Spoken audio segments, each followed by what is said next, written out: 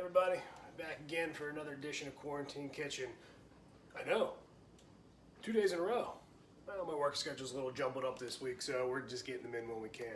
We're making a delicious meatball for you today. A little bit of an Italian ball to brighten the day in your quarantine. There you go. You get one shot for a screenshot, and it's over. That is a doubled recipe. Like I said, I got 5 people I'm making this for. So we got our 2 pounds of ground meat in there ready to mix. But the first thing we need to do is caramelize some onions. So in our casty here, I'm gonna get that extra virgin olive oil. Yeah, whatever that said, a couple tablespoons or teaspoons, whatever. Doesn't matter. You just do whatever you want with that, remember? We do have our butter cut out here. Some random brand of quarantine butter I've never heard of before. And then we'll put our onions in there. We're just gonna let them do their thing. They're gonna sizzle, they're gonna sound great. You're just gonna keep stirring them around. Usually it's about 8 to 10 minutes until they're caramelized. All right, so our onions are now caramelized. So we're gonna go ahead and turn that heat off of those. And we're just gonna transfer those right over. Have a nice caramelized onion mixed right in with our meatball. Now don't worry about fighting to get every last piece of minced onion out of that skillet, because once the meatballs are mixed together and you have them formed, they're going right back in said skillet. So we already have our 2 pounds of meat in there. We put our caramelized onions in there, and you're gonna do 1 egg per pound. So if you're making a bigger recipe or a smaller recipe, you wouldn't use 2 eggs. You would just use, well, you get it.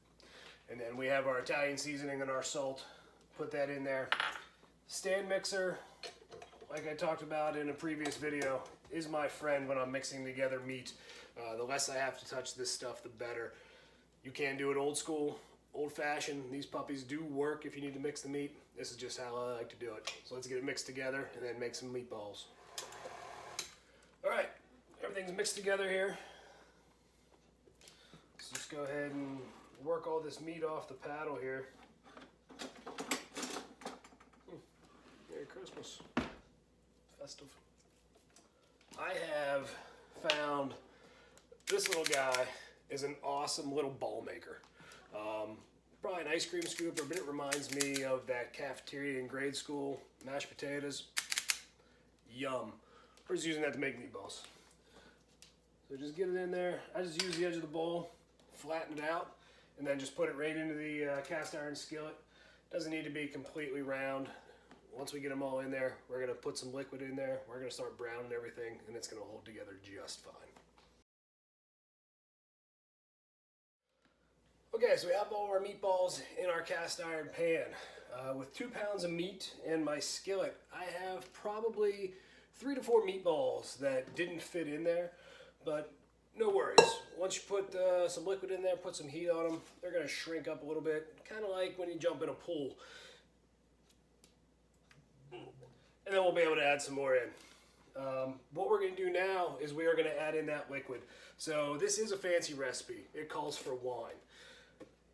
Quarantine wine clearly only comes in a box because you're gonna drink a lot of it, and this is the best way to get quantities. So it doesn't really matter the type of wine. I will probably have people tell me that that is wrong. But any white wine has seemed to do the trick for me.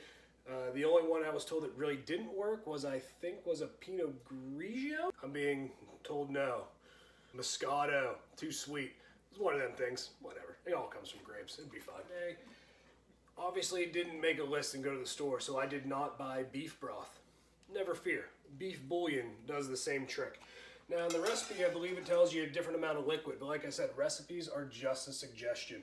So I use, to start with, I will probably end up using more, 1 cup of our beef broth and a 1/2 cup of our delicious boxed Riesling. Just pours a little slow. That's how you know it's good. It's an aged grape. Having a little technical difficulty with the spell. Right back. Teamwork makes the dream work. And under these quarantine conditions, you're gonna have some team here to help you. So we just had to do a little box tip. Apparently we've been dump that right in there. No need to stir. It's gonna do its thing in there. Put it down, not all the way low, but a nice lower end of medium low. It's gonna give it a nice simmer. There we have a nice bath. Meatballs just soaking in all their glory, just soaking in all that beef and wine and deliciousness. But what's that over here in the beautiful red cast iron pan? Well, you're right, that's some mixed vegetables. So this pairs nice with a rice or a potato.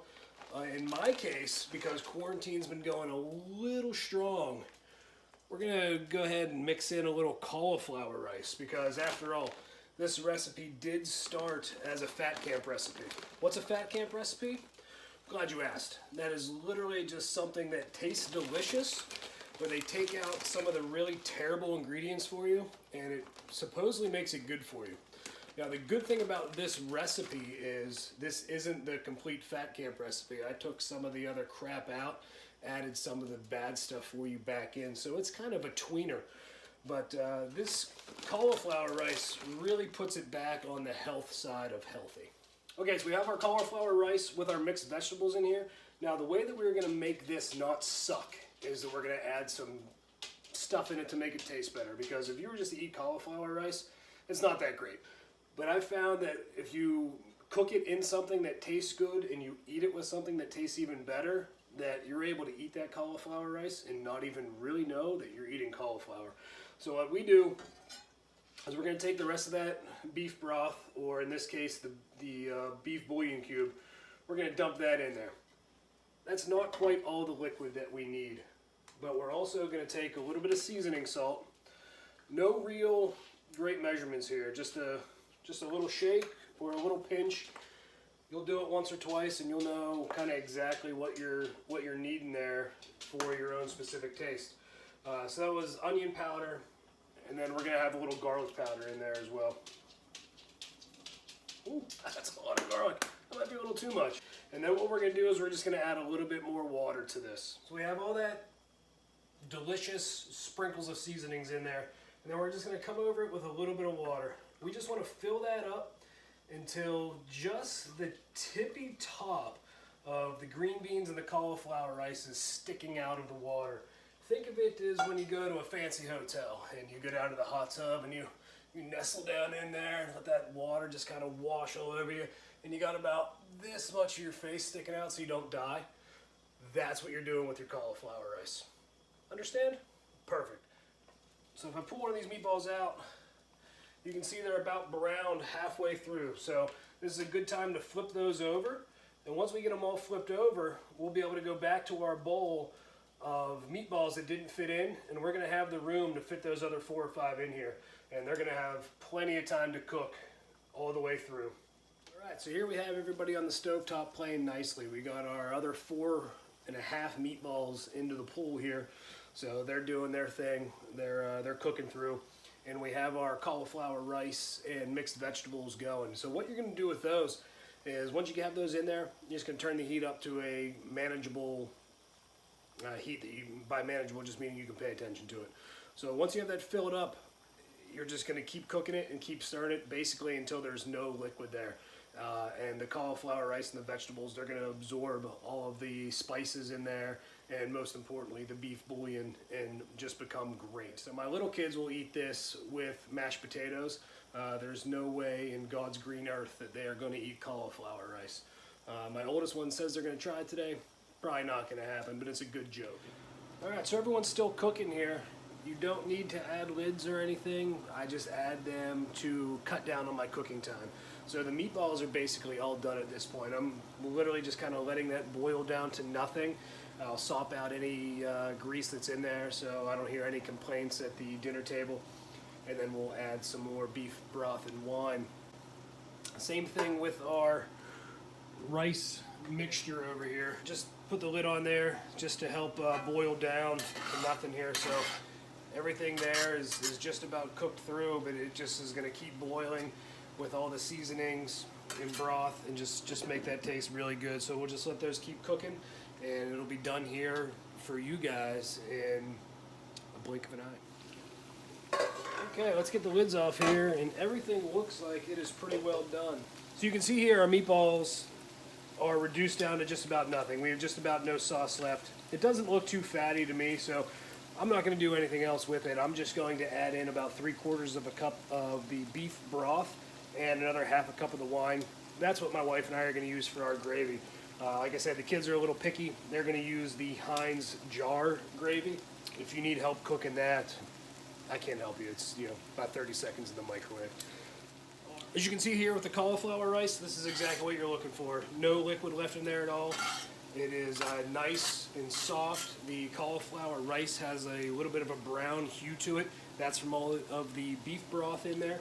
So we're going to turn the heat off on this. Just put the lid back on to keep it warm until we're ready. So we're just going to add our wine and then just a little bit more of the beef broth in here. We'll bring that back to a simmer. Once that is up to a simmer and warm, we are ready to plate and eat. All right, guys, everything's done. Everything smells delicious, so, I mean, I'd be a terrible host if I didn't try it in front of your faces while you don't have any food. So let's go ahead and get ourselves a couple delicious meatballs.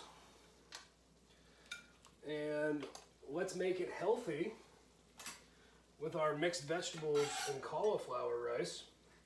And then we'll just get a little extra beef broth here, or you know, the meatball au jus, if you will. Look at that. Nice humongous plate that you don't need all of that plate for. My kids like it with the Heinz gravy, so you know, I'll take one for the team. I'll try both of them for you just so you can see. You know, it's only fair. And they're really, really hot, so no one make fun of me too bad if I fall to the ground here in a panic of losing 8 layers of skin off my mouth here. That meatball's just falling apart.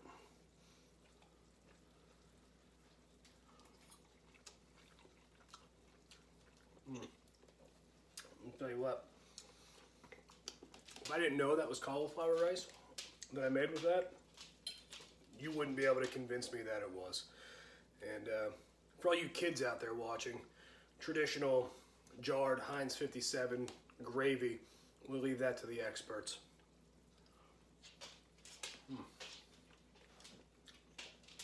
Just as good, maybe a hair better, just because Heinz has never made a product that they messed up. So there you go, healthy-ish meatballs. Obviously healthier without the Heinz gravy, but pretty easy to make. Not a whole lot of cleanup there. You enjoy this quarantine. Enjoy this delicious dinner. Thank you guys for watching, and we'll catch you next time.